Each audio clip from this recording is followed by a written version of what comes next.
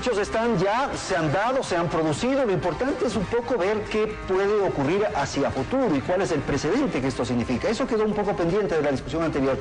Entonces quisiera, Lourdes, si usted es tan amable, que sin perjuicio de analizar lo que han dicho sus compañeros, un poco veamos qué es lo que significa a futuro esto que se ha producido con el diario El Universo, para decirlo en términos generales. Pero yo creo que debe haber responsabilidad de parte y parte. Para una politiquería y para decir quién tiene el poder en el Ecuador, yo creo que ya los casos se dieron y además no creo que esté aquí en cuestionamiento y yo le preguntaría a Roxana, ¿cuál es el caso más grave? Que Teleamazonas supuestamente tenga vínculos con Banco de Pichincha, es un poder económico, y que los medios públicos, incautados por este gobierno a los Isaías y a todos los medios que tienen en sus manos, tenga bajo otro poder. Es poder, pues, Rafael Correa, está bajo el gobierno. Entonces, ¿qué prefiero yo? ¿Que esté en el Banco de Pichincha o que esté en manos de Rafael Correa? ¿Cuál es? Lo público y lo privado, digamos. Exacto, ahí hay que diferenciar qué es lo público y qué es lo gobiernista, de una tendencia verde. Lo público pertenece a los 14 y más millones de habitantes del Ecuador.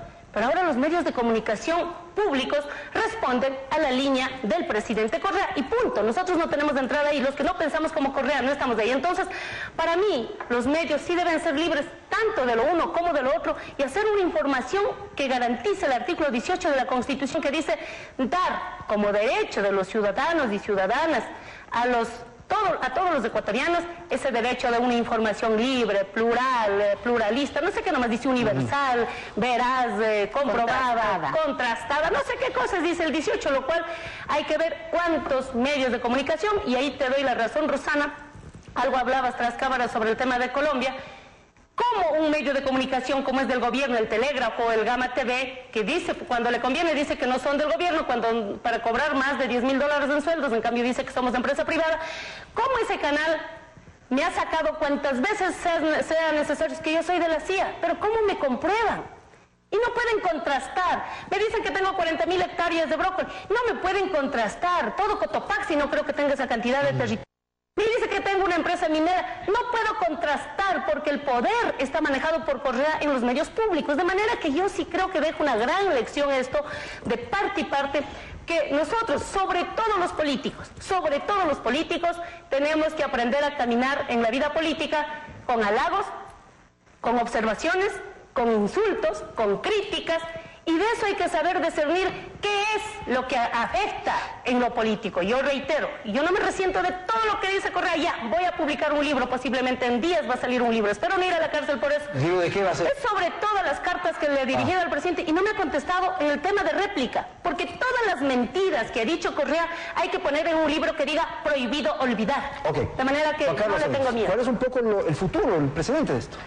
Bueno, las consecuencias inmediatas, vemos que una justicia que estaba supuestamente naciendo, una nueva justicia, ha quedado absolutamente desprestigiada, y de la misma forma que el quinto poder, el poder ciudadano, quedó inmediatamente desprestigiado apenas se fue inaugurado. Creo que el hecho de que una corte supuestamente flamante y escogida bajo parámetros absolutamente transparentes haya pues en 4 días fallado, en 6 días fallado en un proceso tan complejo, privilegiando este caso por el hecho de ser el presidente, a pesar de que demandó como ciudadano, privilegiando por el hecho de ser el presidente cuando hay 10.000 causas represadas a ese mismo nivel en la Corte Nacional, lo que nos deja claro a todas luces que esto de la reforma de la justicia ha quedado en nada. Y por ejemplo, en la tarea de los medios, esto de la censura previa ya está prácticamente consagrado. En la censura de los medios, o en la autocensura que se ha denominado, que es básicamente el temor que va a tener todo periodista libre, todo periodista pensante, todo programa de opinión como este, o incluso todo medio de comunicación, el temor que va a tener de que sus opiniones puedan ser consideradas. Quisiera recordar, Andrés, que yo fui demandado por injurias también en este gobierno, por un ministro coordinador de sectores estratégicos, por el hecho de que dije en una radio que el manejo del sector era un desastre. ¿Por una opinión? Sí, dije, textualmente eso fue. Dije, el manejo del sector me demandó por $1 millón, me puso 2 juicios penales. Estuve yo 2 años y medio defendiéndome por haber dicho en una estación en el gobierno de la Revolución Ciudadana, donde supuestamente los ciudadanos íbamos a tener la posibilidad de expresarnos libremente, íbamos a empoderarnos, ¿no? Total farsa, total mentira. El poder ciudadano, una farsa. los espacios de opinión propios y típicos del siglo XXI, que son estos medios emergentes, el Twitter, el Facebook y las redes sociales, amenazadas con una ley de comunicación que busca a toda costa, por triquiñuelas y por mecanismos poco santos, busca tratar de regularlo. Que el presidente sale en una sabatina diciendo, ya descubrí quién escribió un Twitter amenazándome de muerte, ya lo tenemos identificado, como diciendo a toda la gente, tengan cuidado con los Twitters que escriben, porque yo puedo perseguirles y puedo determinar quién fue, ¿no? Digamos, este ambiente de temor que se va a generar en la sociedad no es propio de los postulados con el que este movimiento, este proyecto político llegó al poder. Ok, Paco. El doctor, digo, yo hubiera pensado que ya con la crisis bancaria ya este país hubiera quedado absolutamente consciente de que los medios de comunicación están vinculados a los banqueros corruptos. Resulta que el doctor Solís dice, ¿qué vinculaciones? ¿Cuáles? Bueno, pero no todos los medios. Desde luego, pero estoy mostrando, si muestro la vinculación de uno, lo estoy diciendo es que sí hay vinculación, si es lo que digo yo no digo que, yo digo que vos, Andrés, seas vinculado. Lo que estoy diciendo es que en este país la vinculación, empresas, no periodistas, por favor, yo tengo grandes amigos a quienes respeto y tengo cariño en el propio Diario Universo, ¿ya? No estoy diciendo ellos, estoy diciendo el grupo económico. Estoy diciendo de los banqueros corruptos, y por eso eran dueños de los canales de televisión, por favor, doctor Solines. ¿Sí, cuáles? ¿Dónde está? Sí, por eso están incautados, porque ofrecieron como dación de pago. Por eso están incautados, porque los corruptos pillos que se llevaron 8.000 millones de dólares eran dueños de los canales, utilizaban sus canales para defender sus intereses. El Juan Falconi pues les llamó cloacas con antenas, las cloacas de los banqueros corruptos. Hubo en este país, doctor Solines, ¿cómo es que no sabe que ha habido? Pero un ratito, eso no es antes. Yo tengo la otra. ¿Por qué las empresas de telefonía, OTCL y Conecel, que introdujeron la telefonía móvil en este país, tuvieron como accionistas a empresas privadas, entre ellas el diario El Comercio, el diario El Universo, Ecoavisa, Metro Guayaquil? ¿Qué es esto? No, ¿cuál es esto? Entonces no hay eso, no hay interés, pero además con perjuicio para el Estado, porque lo que cobraron durante un montón de años, 399 millones de dólares. ¿Sabe cuánto le costó esa concesión? 53 millones. Fue el negociazo. Resulta que ahora, solo el contrato en el 2008 firmado con Porta, solo con una empresa, le da al país 493 millones de dólares. Pero te llama la atención de este negocio es que la participación de los medios de comunicación, accionistas iniciales de las telefónicas, vendieron su participación en esas empresas a empresas en paraísos fiscales apenas un año después de obtener la concesión. Eso no se llama vinculación, pues, por favor. Rosana. Entonces, ¿a qué estaba jugando la prensa antes de este gobierno? Además de tener cuotitas diplomáticas, además de tener estos pequeños negociazos, ¿a qué estaba jugando la prensa? A ponerle siempre los límites a un poder constituido, a ponerle siempre en la polémica, en la línea de hasta aquí te permito que hables, hasta aquí te permito que generes los cambios, hasta aquí te permito que transformes. ¿Sí? Pasado de eso, te ves con nosotros. Y te ves con el diario El Universo, pero te ves también con el Emilio Palacio, con esto de Camilo el Matón, o con no a las mentiras, con cualquier cosa. ¿A qué ha estado jugando? ¿Qué le ha hecho la prensa a este país? ¿De qué lado ha estado la prensa en este país? Yo no tengo ninguna duda, Lourdes, ninguna, o sea, no me falta allí enterarme nada. Entre lo público y los banqueros, me quedo 1000 veces con lo público, pues. Prefiero mil veces que los medios estén incautados por el Estado, y no que estén en manos de los banqueros. Pues una cosa es del Estado y otra cosa es del gobierno. Ahora están en manos del gobierno. Y prefiero al gobierno que representa al Estado, el gobierno y no a los bancos, por ejemplo, y no a los bancos. El gobierno de Lucio Gutiérrez. Pero estamos hablando de este gobierno, pues Andrés, de este gobierno que por fin pudo arrebatarles a los banqueros lo que le tenían pendiente al país y habían estado acostumbrándose a eso. Entonces, aquí cuando se trataba de ordenar la casa y decíamos cambiemos todo, y el presidente dijo vamos a cambiar todo, también dijo cambiemos a los medios de comunicación, aunque no les guste, aunque se resientan por ya no tener cuotas diplomáticas, por ya no tener la posibilidad de las empresas, de las otras empresas. Claro, hacían el comercial en el canal de televisión, el comercial para que compren un carro en este concesionario, para que le aseguren con esta aseguradora, para que le den el crédito con este banco. Esa era la forma de actuar, esa era la forma en la que tenían absolutamente protegidos, no la libertad de expresión. pues, Ok. sino el negocio perfecto. A ver, yo quiero aclarar, yo no he dicho cuáles bancos, o me he declarado ignorante, o me he declarado loco frente a la tragedia bancaria y el atraco que se produjo en este país, frente al cual la Revolución Ciudadana no tiene a nadie tras las rejas, por cierto. En todo caso, después de 5 años. En todo caso, lo que yo decía es que no debemos vivir de ese mito. Es decir, los banqueros que tenían bancos, los banqueros tenían medios de comunicación, ya no los tienen. Los Isaías fueron incautados.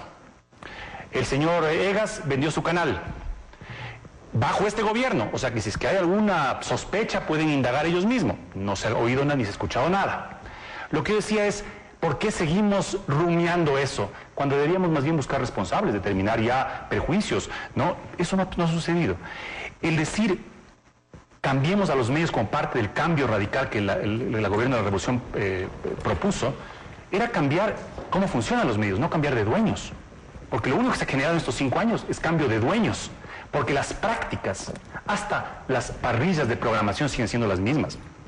¿No? Los canales incautados que tenían pues una programación muy fuerte en el tema de Crónica Roja siguen teniendo la misma estructura. Han cambiado de pronto uno que otro conductor, ¿no? Pero siguen siendo los mismos, han cambiado de dueños, no han cambiado las prácticas. El telégrafo no ha cambiado ninguna práctica por el hecho de estar ahora controlado por el gobierno, su línea editorial y su control físico.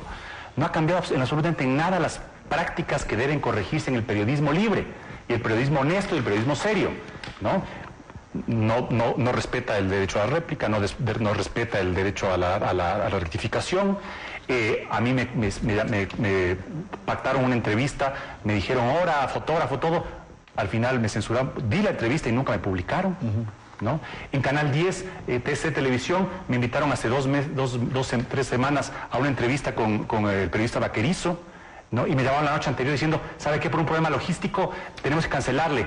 Le digo, bueno, pero va a ser otro día. Le avisamos, nunca me llamaron, ¿no?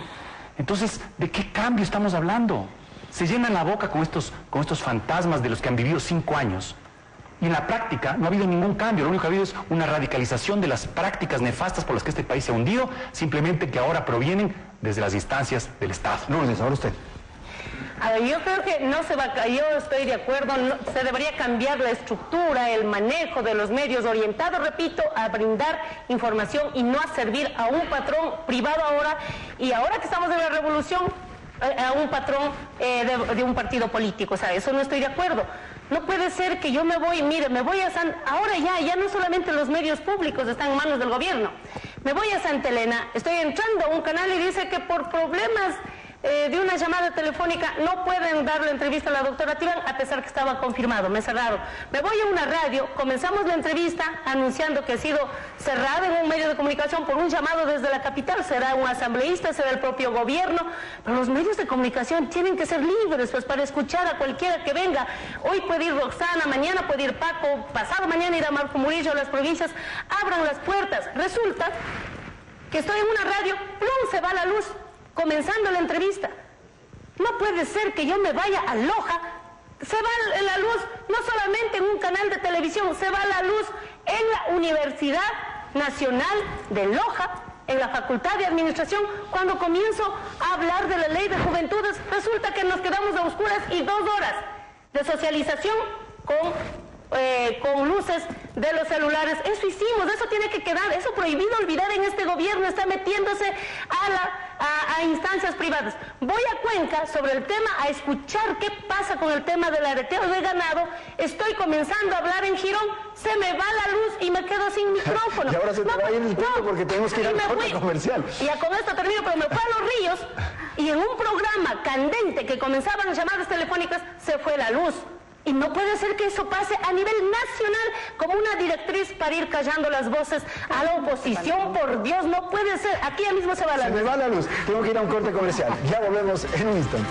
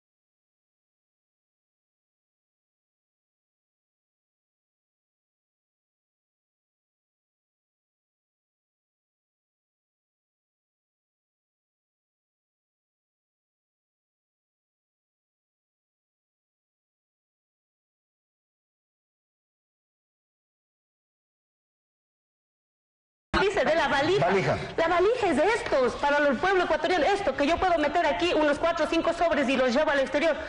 Pero estamos hablando de más de 80 libras de cocaína, de droga, que el canciller ahora va a decir, no, yo no soy coadyuvante. Si aplicamos la misma norma penal que le aplicaron a los Chico Pérez, el Chico Patiño debería tener el mismo trato con sentencia condenatoria y debería ir a la cárcel para ver si Italia le perdona en cambio al gobierno del Ecuador. Rosana. Sí, Andrés, primero yo quiero preguntar, cuando hablamos de prensa libre, yo quisiera que alguien me aclare, ¿libre de quién? ¿Libre de quién? Digamos, este es un round entre angelitos, los periodistas no se deben absolutamente a nadie, porque si no se deben absolutamente a nadie, estamos hablando ya de otra categoría de ciudadanos, ya de otra categoría. Yo creo que los periodistas, digamos, a ratos confunden, se creen jueces de la moral, jueces de las buenas costumbres, jueces de la verdad. Y quiero saber si en ese juzgar la verdad, digamos, nos podemos permitir estos artículos.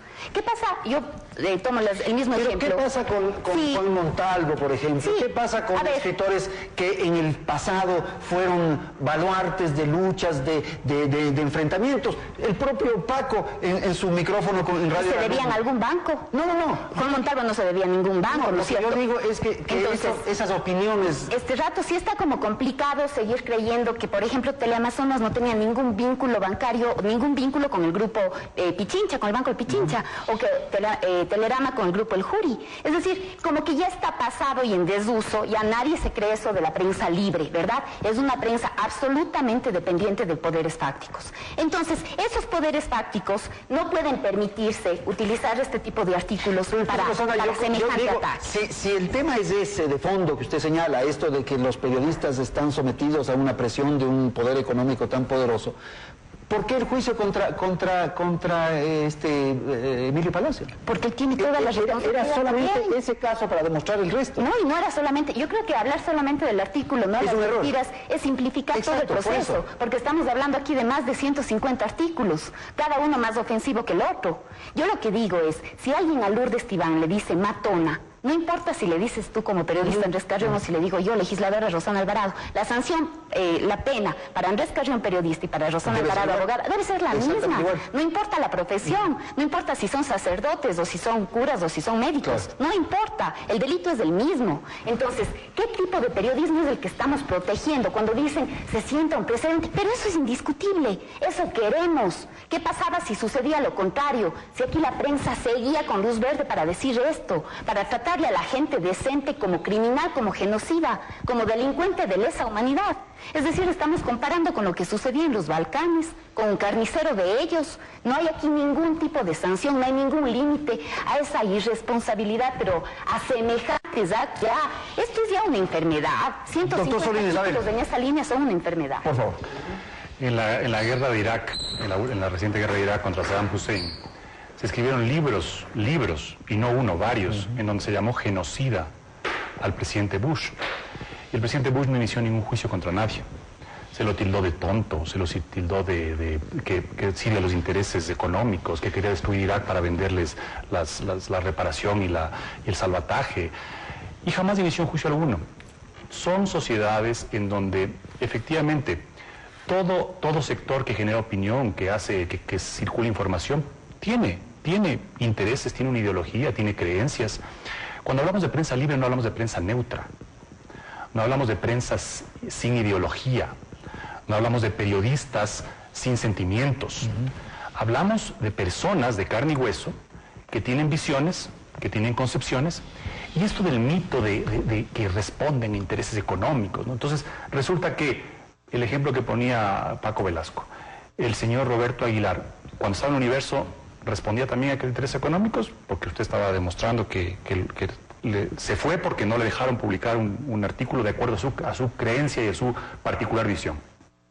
Cuando hablamos de Andrés Carrión, ¿está representando intereses económicos? Pero yo más bien pondría el ejemplo de Javier Ponce. Que es ministro de Defensa de la actual administración. Podemos poner los mismos ejemplos que puso Rosana. Universo, entonces... Y podemos poner los mismos ejemplos que puso Rosana. Teleamazonas responde a los intereses del Banco del Pichincha.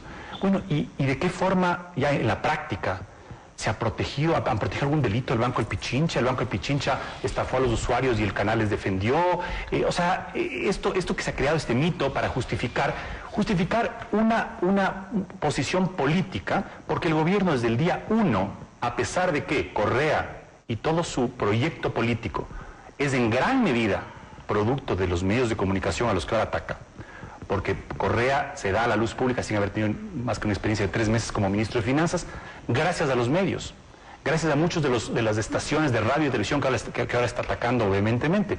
Ellos le dieron los espacios. Y se podía decir que ellos tenían alguna agenda económica, de intereses económicos detrás para impulsar a Correa. No, simplemente que se necesitaba tener una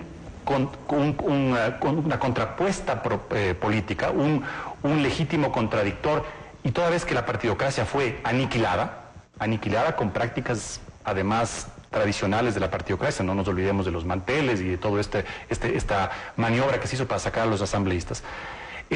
La partidocracia fue sacada de juego y el presidente comenzó a buscar, a incitar a la prensa, sabatina tras sabatina, denunciando que son los poderes fácticos, que son los nuevos actores políticos. Yo me pregunto, ¿algún periodista, algún medio de comunicación, como medio de comunicación, ha formado un movimiento político, está terciando para unas elecciones?